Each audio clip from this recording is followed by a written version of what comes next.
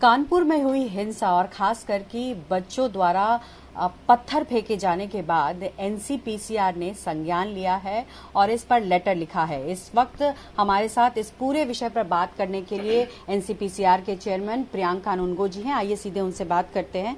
Sir, आप लोगों के पास कोई शिकायत आई थी या फिर ये जो घटना हुई है उसको लेकर के आप लोगों ने खुद सुओ मोटो लिया है?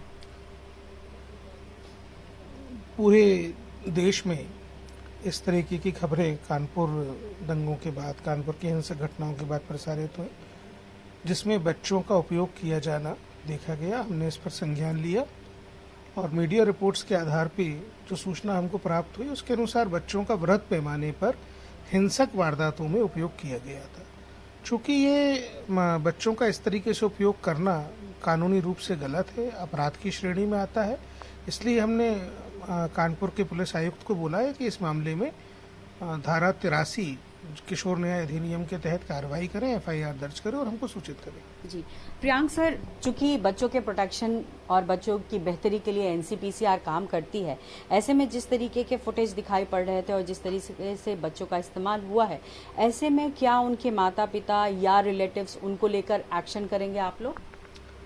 देखिए, जो पुलिस का काम है वो इन्वेस्टिगेट करना, एफआईआर दर्ज करना और जिन किसी ने भी बच्चों का उपयोग इस प्रकार से किया है उनके विरुद्ध कानूनी तौर पर उनको सजा मिल सके, मुकदमा न्यायालय तक पहुंचाने का होता है।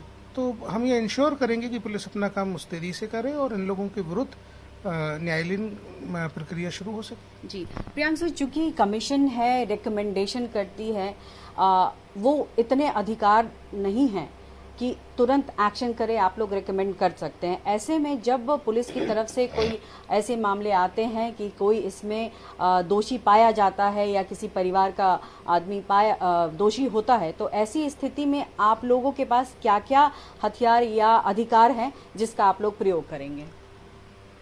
देखिए, अलग अलग तरीके की स्थितियों में अलग अलग प्रकार की शक्तियों का उपयोग किया जाता है। जो हम किसी केस को इंक्वायर कर रहे होते हैं तो हमारे पास सिविल कोर्ट की शक्तियाँ होती हैं, उसके तहत ही हम लोगों ने पुलिस को ये डायरेक्शंस इशू किए हैं। अगर उनके परिवार के लोग भी शामिल हैं तो उन पर एक धारा और बढ़ेगी, धारा 75 होती है जुवेनाइल जस्टिस एक्ट की, जिनके ऊपर एक्चुअल चार्ज है बच्चों का और वो इस तरीके की गतिविधियों में बच्चों को लिप्त करवाते हैं, तो वो एक धारा और बढ़ेगी उनकी, तो कार्रवाई तो होगी। जी, तो कार्रवाई तो होगी, लेकिन सर अंतिम सवाल करूंगी, बच्चों का इस तरीके से इस्तेमाल होना और इस तरीके के वायलेंस में दिखाई पड़ना, आप इसको लेकर के क्या कहना चाहेंगे? देखिए, भारत में ये इस प्रकार का बच्चों का उपयोग किया जाना ये हाल के कुछ वर्षों में शुरू हुआ है। तो हमने देखा कि सीरिया जैसे देश, जहाँ पे बड़े पैमाने पे हिंसक वारदातों में बच्चों का इस्तेमाल किया गया, रेडिकल ग्रुप्स पूरी दुनिया में जिस तरीके से बच्चों का इस्तेमाल करते हैं वैसा भारत में भी शुरू हुआ है।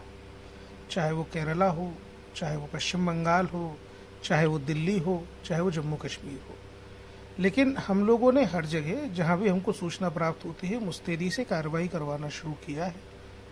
भारत का जो किशोर न्याय अधिनियम है वो दुनिया के सबसे सख्त और अच्छे कानूनों में से एक है। वो स्पष्ट प्रावधानित करता है कि इस तरीके की गतिविधि करने वालों के विरुद्ध सख्त से सख्त कानूनी कार्रवाई की जाए और उसके प्रावधान ये एक्ट अपने आप में ही निर्दिष्ट करता है। तो हमारा काम है कि ज़्यादा से ज़्यादा एफआईआर दर्ज करवाना, ज़्यादा से ज़्यादा लोगों को जेल भिजवाना। जितना ज़्यादा प्रभावी ढंग से हम इस कानून का क्रियान्वयन कर पाएंगे उतना ही तेजी से हम इस तरीके की गतिविधियों को रोक पाएंगे। बहुत शुक्रिया हमसे बात करने के लिए। तो जैसा एनसीपीसीआर का एक मोटो है कि भविष्यो रक्षति रक्षिता, यानी अपने भविष्य, जो बच्चे हैं हमारे, उनके राइट्स को बचाते हुए वो ऐसे वायलेंस में ना फंस जाएं, ऐसी गतिविधियों में फंस जाएं, उसको कैसे बचाया जाए, उनको कैसे प्रोटेक्ट किया जाए और उनको अपनी जो राइट्स हैं कैसे दी जाए, वो लगातार एनसीपीसीआर कोशिश करती है करने की। और अभी भी जिस तरीके से एक्शन लिया गया है वो यही इसी वजह से लिया गया है कि बच्चे जो छोटे मासूम हैं उनको इस तरीके के वायलेंस से बचाया जा सके। कैमरा पर्सन जहांगीर के साथ पल्लवी झा, दिल्ली न्यूज 24। नमस्कार, मैं हूं मानक गुप्ता। अगर आपको हमारा ये वीडियो पसंद आया हो तो इसे लाइक और शेयर जरूर करें और हां, हमें सब्सक्राइब और फॉलो करना ना भूलें ताकि आप देश और दुनिया की कोई खबर मिस ना करें। तो जुड़े रहिए हमारे साथ और देखते रहिए News 24।